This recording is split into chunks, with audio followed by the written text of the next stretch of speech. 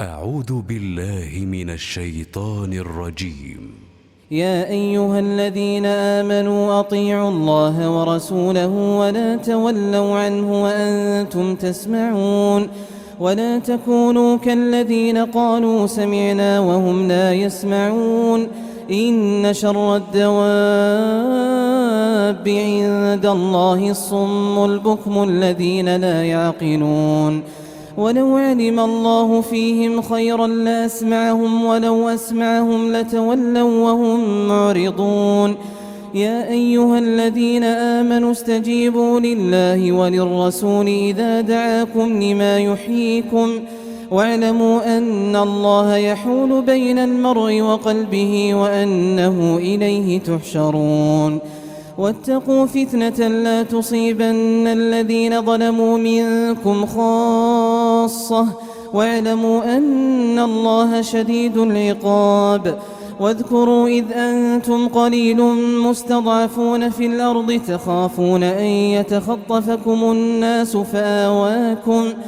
فآواكم وأيدكم بنصره ورزقكم من الطيبات لعلكم تشكرون يا أيها الذين آمنوا لا تخونوا الله والرسول وتخونوا أماناتكم وأنتم تعلمون واعلموا أنما أموالكم وأولادكم فتنة وأن الله عنده أجر عظيم